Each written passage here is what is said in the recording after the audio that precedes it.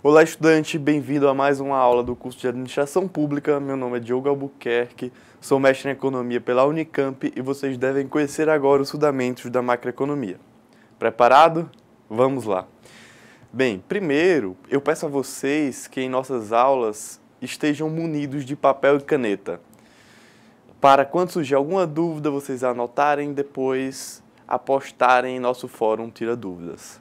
Já aproveito a oportunidade para dizer que vai haver um fórum Tira Dúvidas para cada uma de nossas aulas.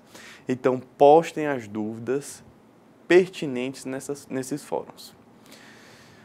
E para que tenhamos um bom resultado, será necessária uma dedicação de vocês nos estudos, nas atividades, no pós-aula, antes das aulas. Recomendo a leitura da apostila. Vamos começar? Aqui no slide 1, a gente verifica a ementa do curso. Começando aqui pelos fundamentos da análise macroeconômica, problemas macroeconômicos, modelos macroeconômicos, contabilidade nacional, determinantes da demanda e oferta agregada, moeda, juros e renda, economia aberta, política econômica, o papel do governo e inflação. Nós iremos seguir a apostila de vocês, não necessariamente nessa ordem, tá ok? Bem, o conteúdo programático seguirá mais ou menos essa ordem que a gente está vendo.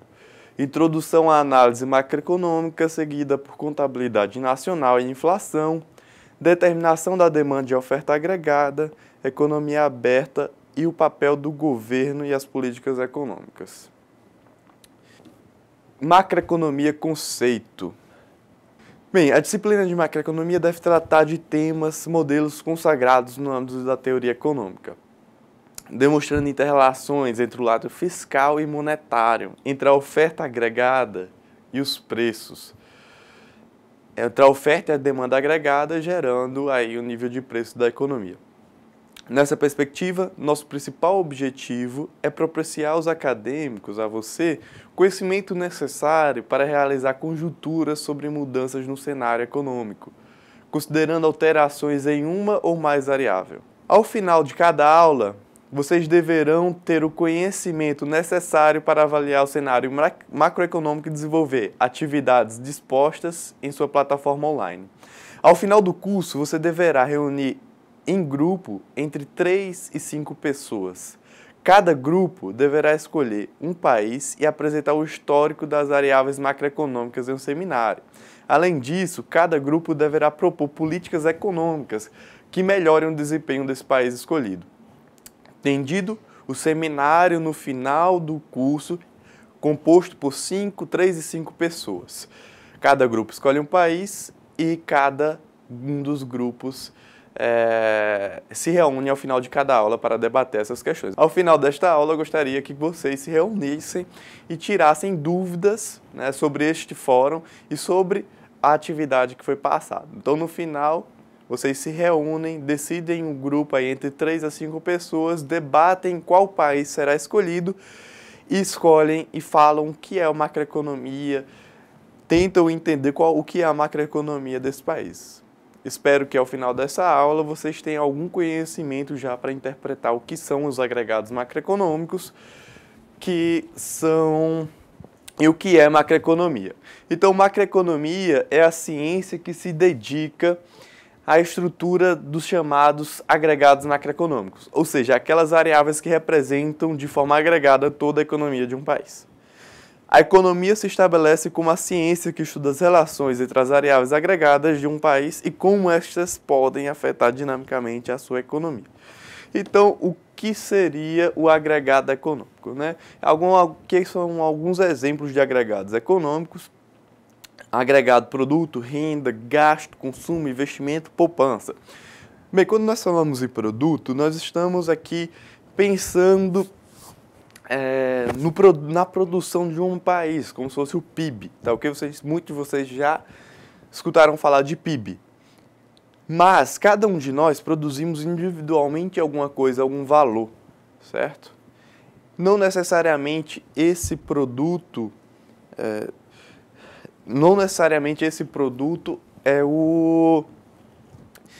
faz parte do PIB. Não, tudo que nós produzimos faz parte do PIB. E isso é o agregado econômico. O agregado é juntando tudo que cada uma das pessoas produzem de forma agregada, ou seja, condensada, em um determinado período de tempo.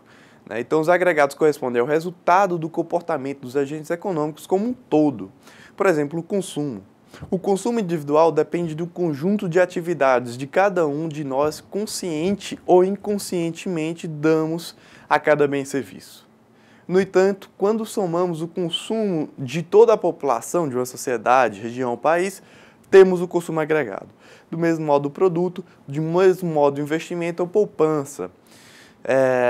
Podemos falar também do gasto, do consumo como um gasto, mas gasto nós iremos ver que não é apenas consumo.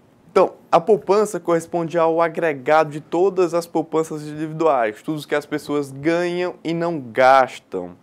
Bem, a soma dos agregados econômicos ajuda os economistas, ajuda os analistas a explicar alguns fatos interessantes na história e a impedir também que aconteçam fatos como a crise de 1929. Bem, a crise de 29 lançou não apenas os Estados Unidos na mais profunda crise da sua história, mas também a maioria das nações do globo. O Brasil, por exemplo, chegou ao fim do seu paradigma do café com leite.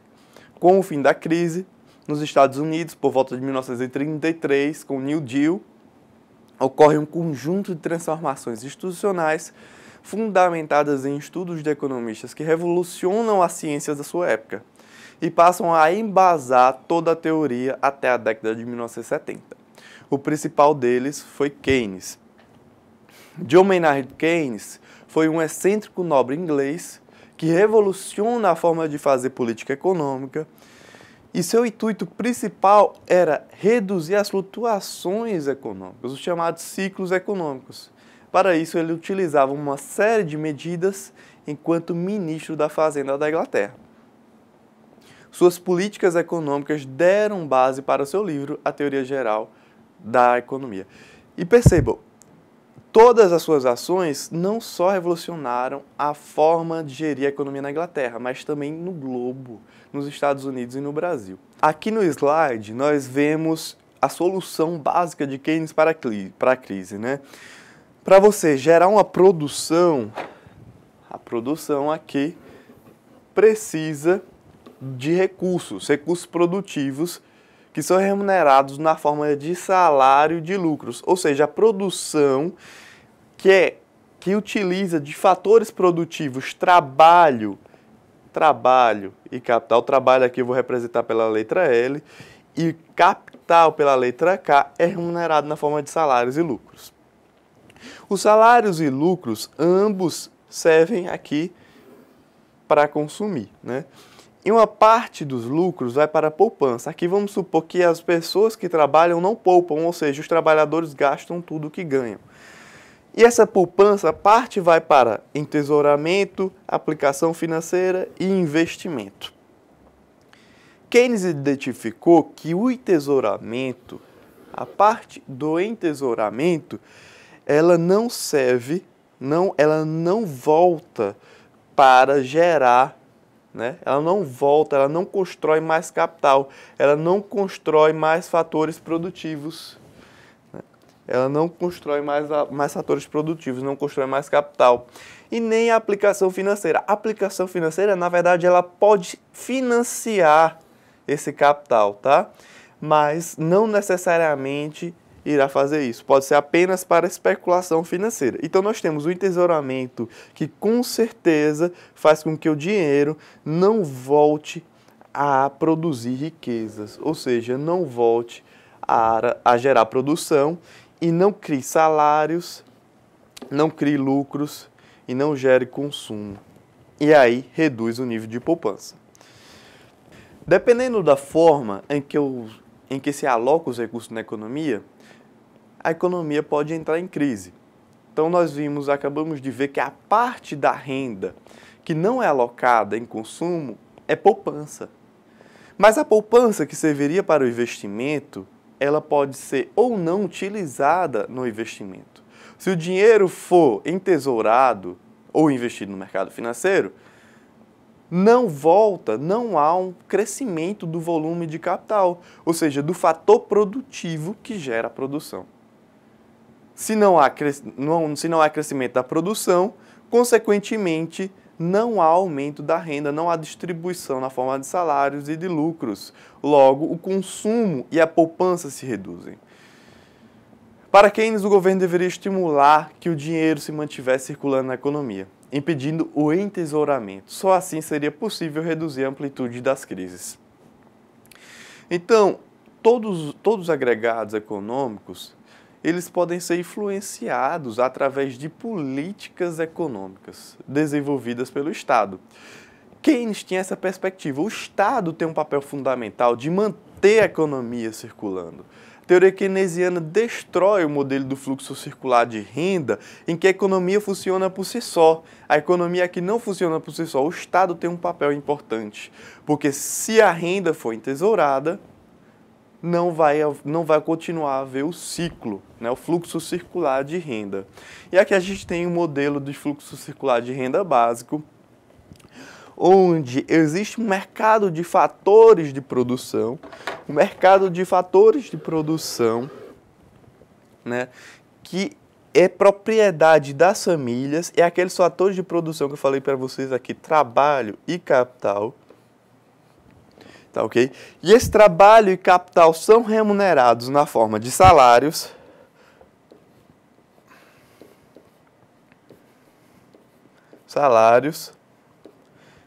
e lucros. Tá, ok? Sendo que eles são remunerados por quem? Pelas firmas. São as firmas que utilizam esses fatores de produção, esses insumos, e remuneram na forma de lucros e salários. Ok?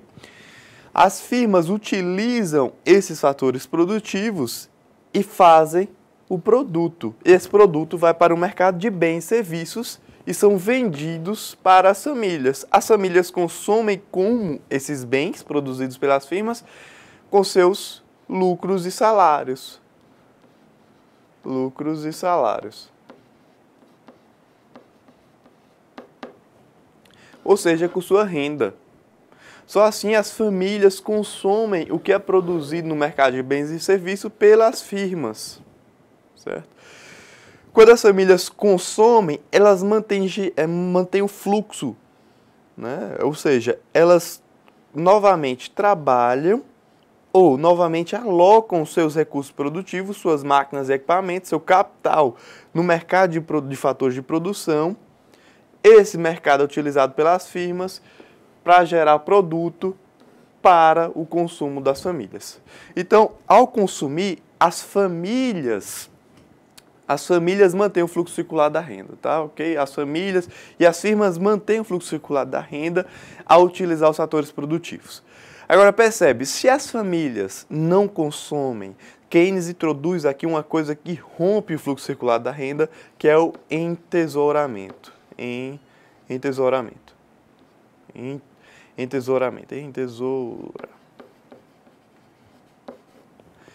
Ou seja, rompe aqui o fluxo circular da renda. As famílias, elas têm o direito não apenas a lucro, salário para consumo, mas também a poupar. E parte dessa poupança vai para investimento. Esse investimento aqui também vem do mercado de bens e serviços. Tá? Então é uma forma de alocação da riqueza. Mas as famílias, elas podem decidir utilizar essa poupança para entesourar. Se elas entesouram, ela rompe o fluxo circular da renda. Ou seja, o que os clássicos falaram acaba estando errado. Segundo o modelo de fluxo circular da renda, toda a renda que era, de certa forma, obtida através de salários e lucros, era totalmente gasta na forma de consumo e investimento. Keynes aponta que esse fluxo circular pode ser e deve ser com frequência rompido por conta do entesouramento. Toda renda não necessariamente é realocada dentro do sistema. O dinheiro pode ser distribuído para o mercado. né? Ou para o mercado financeiro ou entesouramento. Tá? E dessa forma, não gerando qualquer renda, não gerando qualquer produção, ou seja, impedindo o fluxo de consumo e de geração de riqueza na economia.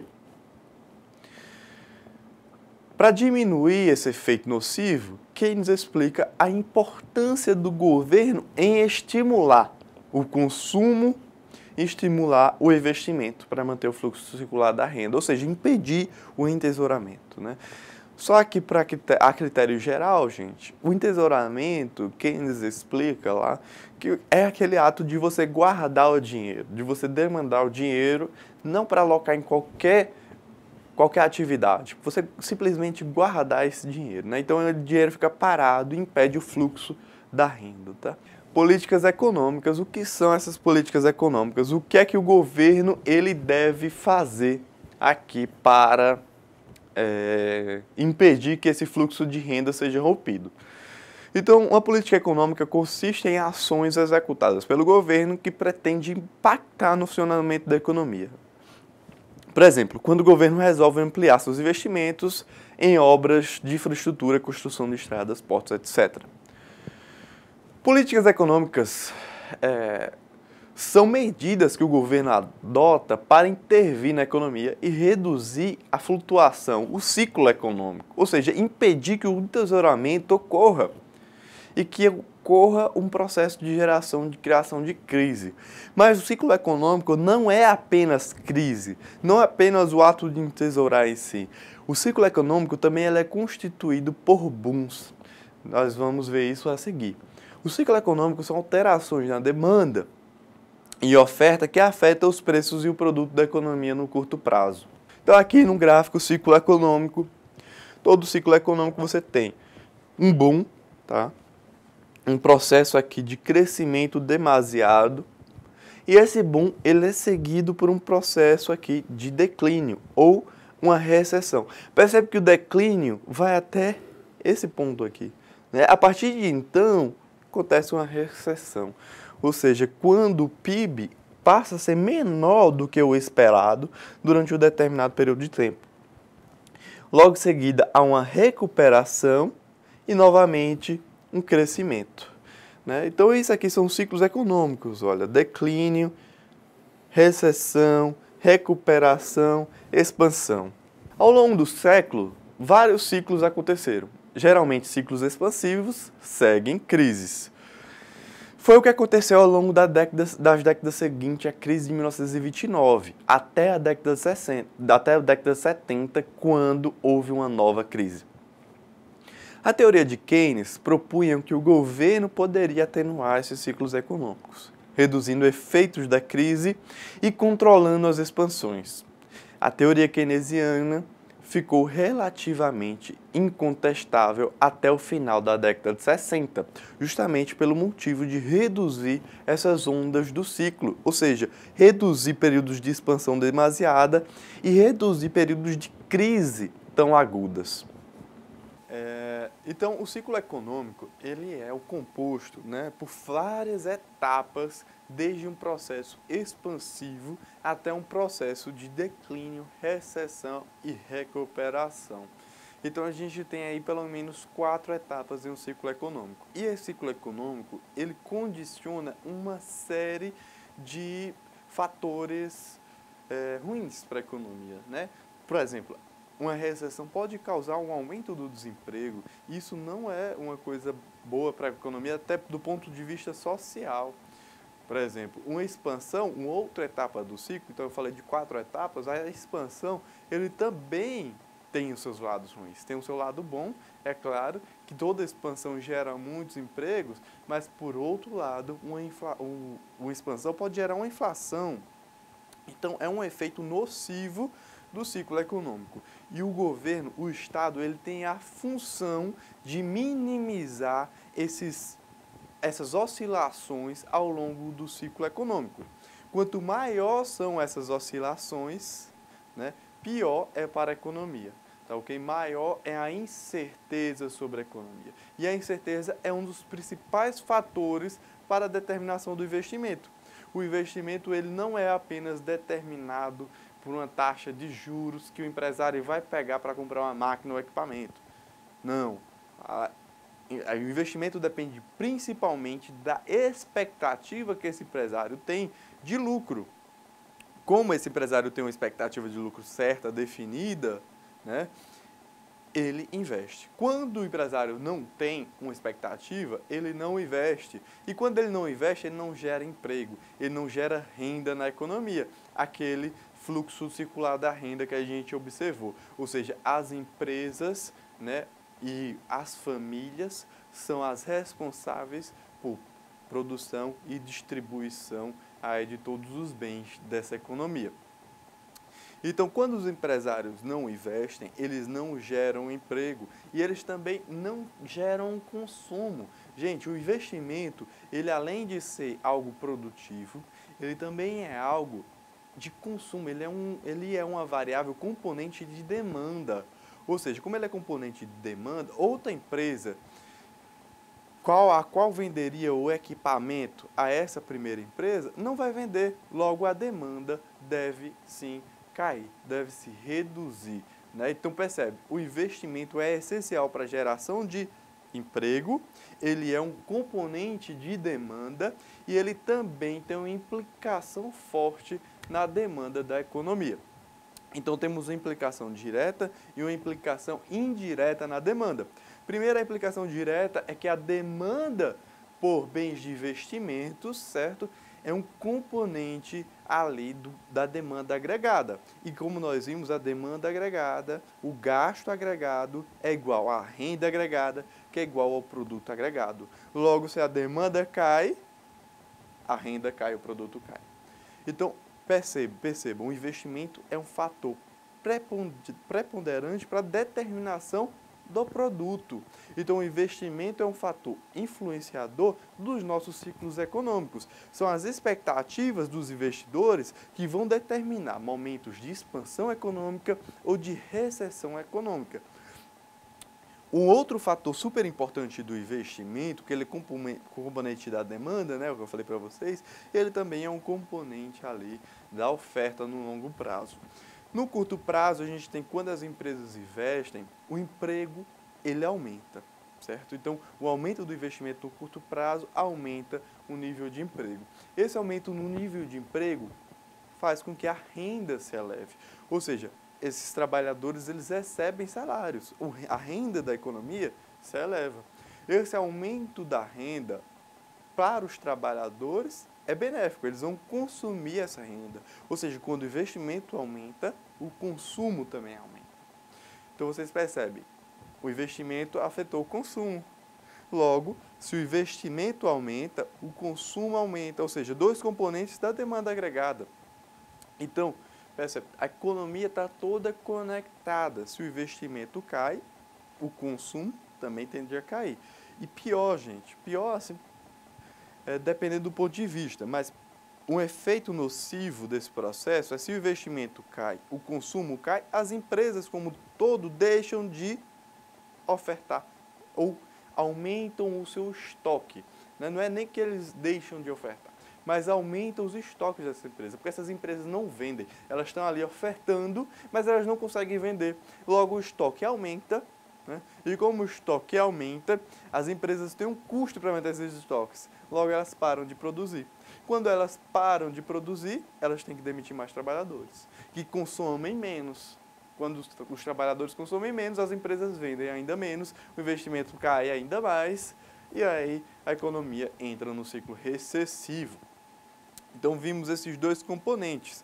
E esses dois componentes da demanda agregada, como a demanda agregada igual ao produto agregado, que é igual à renda agregada, implica também em um outro fator. Se a demanda agregada cai, a renda agregada cai e o produto agregado cai, como o tributo é baseado no que é produzido em uma economia, ou baseado em renda, né? A gente tem três tipos de produtos, de tributos, na verdade. O baseado em produção, o baseado em renda e o baseado em consumo. Percebe? O consumo caiu, a renda caiu, o produto caiu. Se caiu tudo isso, o que é que vai acontecer com os tributos? Os tributos caem. Logo, o governo vai ter um déficit, e esse déficit, ou seja, uma redução da sua receita, é chamado déficit fiscal. Ok? Então, na recessão, o governo ele geralmente tem um déficit. Isso é chamado de um ciclo orçamentário, né? Ou seja, um ciclo recessivo orçamentário. A gente tem uma tendência aqui no ciclo econômico, o orçamento do governo entra em déficit. Bem, e o governo ele pode atuar em quê para isso não ocorrer? Para evitar essa situação, para inibir esse processo de ciclo econômico. A gente viu uma recessão, a gente também pode ver um ciclo de expansão, para dar um exemplo, por exemplo. Se você tem um ciclo expansivo, você tem uma tendência do gasto das empresas com investimentos. Essas empresas, elas esperam ter um lucro maior. Como elas esperam ter um lucro maior, elas colocam dinheiro na economia. Quando elas colocam dinheiro na economia, quando elas contratam mais pessoas, quando elas compram máquinas e equipamentos, o que acontece? O nível de desemprego cai. As pessoas passam a receber salários, e não só isso, maiores salários. Porque a concorrência dos empresários para contratar trabalhador vai aumentar. Então, o trabalhador ele pode ter um poder de negociar um salário mais alto. Logo, o nível de salário sobe, a quantidade de pessoas trabalhando sobe, ou seja, a renda da economia sobe. E não é só isso, como o trabalhador ele recebe mais dinheiro, ele pode consumir mais. Então o investimento subiu, o consumo subiu. O investimento e o consumo são componentes de quê? Da demanda agregada. Como o investimento e o consumo são componentes da demanda agregada, a gente tem que o investimento e o consumo, certo? Impactam diretamente na renda e no produto. Porque demanda agregada é igual a renda agregada, que é igual a produto agregado, pela identidade fundamental da contabilidade social. Bem, dado isso, pessoal, o governo, num processo de expansão no ciclo econômico, o governo ele tem um ciclo de aumento da carga tributária.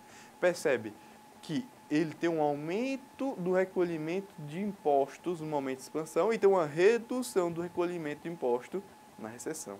Então, para o governo é horrível que isso aconteça, né? Essa incerteza sobre quanto vai ser sua arrecadação. Então, é ruim para as famílias que perdem seus empregos ou, né, na melhor das hipóteses, ganham mais salários, mas mesmo assim é ruim porque você não sabe quando você vai perder essa oscilação, o ciclo econômico. Claro que é bom um processo expansivo, porque você recebe maiores salários, mas corre o risco de vir o ciclo contracionista e aí você pode perder o emprego. Então, para as famílias é melhor receber um salário mediano do que correr o risco de perder emprego, né?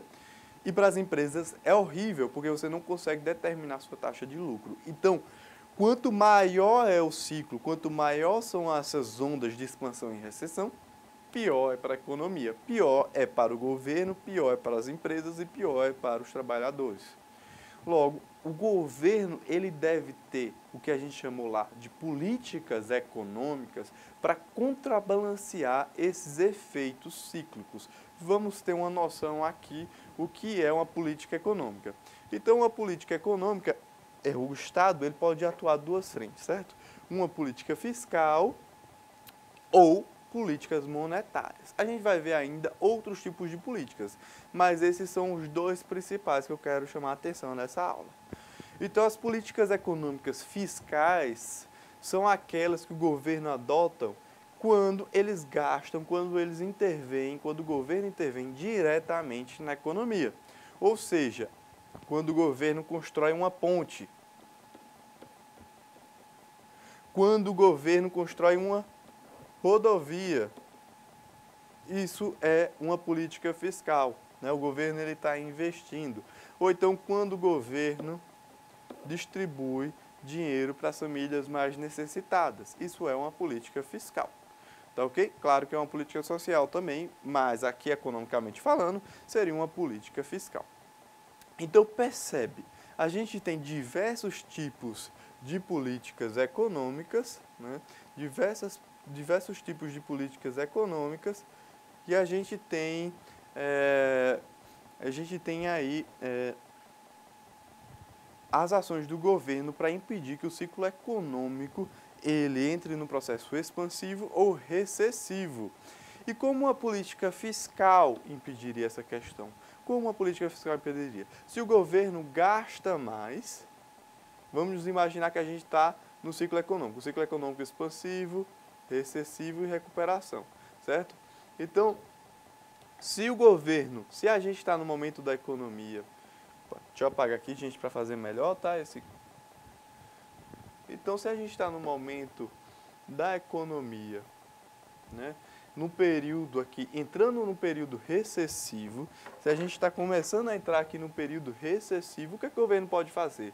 Quando ele sente, quando os indicadores determinam que começa um período recessivo, quais são esses indicadores? Preços ou estoques. Quando os estoques da empresa começam a aumentar, o governo faz uma política fiscal ou monetária expansionista e a economia volta a aumentar. Quando a economia está se recuperando, aqui nesse ponto, quando a economia está se recuperando, a gente tem um processo inflacionário. Logo, o governo deve fazer o quê? Uma política que a gente chama de contracionista, ou seja, fazendo com que a economia volte aqui para esse nível de equilíbrio, sem expandir demais, gerar inflação. E quando a economia começa aqui a ter um aumento de estoque, mais uma vez o Estado vai lá e faz uma recuperação. Percebe que os nossos ciclos econômicos eles vão ficando cada vez mais suaves, né? Olha só, eles vão ficando cada vez mais suaves ao decorrer aí do tempo. Então, eu falei de política fiscal, o que é uma política monetária? Isso aqui é quando o governo ele coloca mais dinheiro na economia, ou quando o governo retira mais moeda da economia, isso a gente chama de política monetária. Isso aqui, vocês já viram o que aqui o Banco Central faz. Ele determina uma taxa chamada taxa Selic. E essa taxa é a principal determinante de todas as outras taxas de juros da economia. Como ela é a principal determinante de todas as taxas de juros da economia, ela tem uma influência direta no que as famílias consomem a crédito e no que as empresas consomem de investimento a crédito. E não só a crédito, porque as empresas elas fazem uma comparação. Elas podem investir a uma taxa de juros ou elas podem investir, a gente chama, quando a empresa investe aqui uma taxa de juros, na verdade é uma aplicação financeira. Ou seja, o empresário pode aplicar financeiramente o seu dinheiro ou pode colocar seu dinheiro no investimento físico, ou seja, um investimento que gere dinheiro. Quando a gente está falando de investimento, a gente está falando de geração de emprego, geração de renda. Quando a gente está falando de aplicação financeira, a gente está falando de uma especulação, de uma busca do empresário por renda através de remuneração financeira do dinheiro. Então, a importância do Estado na determinação e na redução aí desse ato dos ciclos econômicos é muito importante para a determinação do investimento das empresas e, consequentemente, do consumo das famílias e da própria arrecadação tributária do Estado. Percebe, na década de 70, como a gente vai ver agora, o modelo keynesiano, né, funcionou até a década de 70, porque em 1970 houve uma nova crise, a crise do petróleo. Então, a crise do petróleo, ela evidenciou uma crise muito maior que vinha acontecendo nos estados europeus, tá? O modelo keynesiano que funcionou até essa década de 70 conseguiu explicar tão somente um período de redução das crises. Quando a crise do petróleo chegou, evidenciou um problema muito maior. Foi um processo inflacionário. O preço do petróleo explodiu, enquanto a economia não via crescendo. Esse processo ficou conhecido como estagflação. Tá ok? Uma mistura entre inflação e uma redução do crescimento da economia. A crise acontecia com o aumento do desemprego e aumento do nível de preços. Assim, o modelo keynesiano funcionou até parte da década de 70. No entanto, a partir de então, iniciou uma crise. nos países desenvolvidos, que foi ampliada com a crise do petróleo em 1963 e 77. Então a crise do petróleo foi, na verdade, uma evidenciação do que já vinha acontecendo, a crise nos países desenvolvidos. Desde então, vem se ganhando a importância de teorias do cunho neoclássico, ou seja, várias ideias anteriores a Keynes vêm sendo renovadas e utilizadas por governo ao redor do mundo. Milton Friedman, ele é um dos principais economistas que explicam esse processo de recessão com o aumento da inflação. Segundo ele, a inflação vinha sendo causada pelo aumento inconsequente do gasto público. Ele via que o gasto público ele vinha crescendo muito rápido, de forma a impedir as crises. Sendo que no processo de crescimento, quando o governo deveria reduzir o gasto, o governo não reduzia. É como você dirigir um carro, tá ok? Quando você está dirigindo um carro, tem lá pelo menos 2 pedais. O freio, né, e o acelerador. Se você acelera, inconsequentemente, uma hora você vai bater, se você não utiliza o freio. Então, Keynes propõe um modelo para você reduzir esses ciclos econômicos, essas ondas de expansão e retração. Sendo que os governos estavam utilizando, né, inconsequentemente, políticas para reduzir apenas a crise.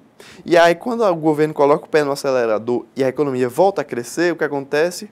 O boom vem logo em seguida. Quando vem o boom, o governo deve reduzir o gasto, deve reduzir a oferta monetária, mas o que acontecia? O governo não fazia essas políticas contracionistas. Então, segundo Milton Friedman, o governo, na verdade, ele não pode intervir na economia, porque além de haver esse descompasso, né, na aceleração, aí no caso, no crescimento do gasto público e expansão econômica, há outros problemas de expectativa que impedem que a economia cresça de forma consistente, de forma equilibrada. Tá? Então, a crise do petróleo evidencia isso e Milton Friedman, políticas econômicas não seriam capazes de alterar as variáveis macroeconômicas no longo prazo. Teriam efeito somente sobre o nível de preços. Então, o governo não deveria intervir na economia. Se o governo intervisse, o impacto seria sobre o nível de preços, ou seja, geraria inflação. Poderia até aumentar o produto, aqui o PIB, no curto prazo. Mas no longo prazo, isso aqui, o PIB, permaneceria constante. Tá? Então é isso que Milton Friedman evidencia. Ou seja, o governo não afetaria o produto no longo prazo. Não afetaria, na verdade, nenhuma das variáveis reais. Então não vale a pena o governo intervir nessa economia. Milton Friedman desenvolve uma teoria que coloca em choque as políticas econômicas adotadas para solucionar a crise da década de 70. A partir de então, as teorias monetaristas, desenvolvidas aí pela Escola de Chicago, segundo as ideias de Milton Friedman, passam a influenciar as principais decisões das nações do mundo. Bem, o que Friedman colocava, né, que as políticas econômicas só poderiam afetar o curto prazo. No longo prazo, a economia voltaria ao seu crescimento anterior, com impacto somente no nível de preços. Mais recentemente, as teorias monetaristas e neoclássicas estão sendo colocadas em choque pelo crescimento chinês. Então, se a gente perceber, na década de 1970, a gente tem um processo de estagflação, ou seja, aumento da inflação com queda no produto. O processo de inflação na Europa é causado por uma série de políticas anteriores a esse processo, né? E Milton Friedman evidencia-se como um autor que explica isso, ou seja, o governo vinha gastando muito dinheiro, né? O governo vinha gastando muito dinheiro demasiadamente. Isso fez com que os preços subissem. Agora, com o advento, né, da crise do petróleo, a Europa entra numa recessão. Quando a Europa entra numa recessão, os preços continuam subindo, porque o governo gasta mais dinheiro. Então, ocorre esse processo de estagflação. O governo não consegue elevar o crescimento do PIB, ou seja, do produto, e os preços continuam subindo. Normalmente, os preços sobem quando há um crescimento do produto. A teoria de Milton Friedman entra em vigor, né, a partir da década de 70 e fica mais ou menos até o final aí da década de 90 como uma teoria até hoje, mais ou menos por algumas escolas, é considerada a teoria vigente, a teoria mais aceita pelos economistas. Contudo, mais recentemente, as teorias monetaristas e neoclássicas estão sendo colocadas em xeque por autores institucionalistas e desenvolvimentistas, que explicam, por exemplo, o crescimento chinês. Bem, a China, né, provou aqui que Milton Friedman estava relativamente errado. O governo pode, sim, injetar dinheiro na economia, gastar como for, que o país vai crescer, né? Ou seja, os preços realmente podem subir, mas a economia pode crescer. Agora, depende de onde o governo gasta. O governo que gasta em educação, saneamento básico e infraestrutura tende a ter um crescimento como o crescimento chinês, né? Então, você tem aqui uma média aqui de crescimento de 10%. Desde 1970, você tem uma média aqui de crescimento de 10% ao ano, né? Hoje é a segunda maior economia. Lembrando que a economia chinesa era uma economia feudal até o início do século passado. Então, se a gente colocar aqui no balanço a política de gasto, a política econômica desenvolvida pelo governo chinês realmente coloca em xeque a toda a teoria de Milton Friedman. Milton Friedman, portanto, também estava errado. Não é que eles estivessem errados, nem Keynes nem Milton Friedman estão errados. Na verdade, eles explicam a economia na sua época. O paradigma é aquele em cada época. E atualmente, os teóricos que explicam o crescimento chinês se colocam como paradigma. É uma volta a Keynes. Então, Keynes novamente explica o momento, ou seja, o paradigma atual. Keynes estava certo, mas precisava ser complementado por autores institucionalistas e schumpeterianos, a nova realidade. A macroeconomia é rica em teoria e pode ser avaliada sobre várias perspectivas. Bem, alunos, chegamos ao fim de mais uma web aula. Espero que tenham gostado da primeira aula de macroeconomia. Como primeira atividade, definam um grupo e escolham um país que irão pesquisar para apresentar o seminário. Pesquisem na internet os agregados macroeconômicos do país escolhido, interprete seus agregados, elaborem gráficos, analise os ciclos econômicos, vejam o produto, vejam a forma com que os preços crescem quando o produto cresce, relacione essas variáveis. Deixo com vocês o seguinte pensamento. A verdadeira dificuldade não está em aceitar ideias novas, mas escapar das ideias antigas, de John Maynard Keynes, né? Então, eu espero que vocês aceitem essas ideias novas, esses pensamentos, as teorias que estamos lhe passando, que seu conhecimento e sua força de vontade de aprender te guiem no novo caminho de sucesso. Até a próxima.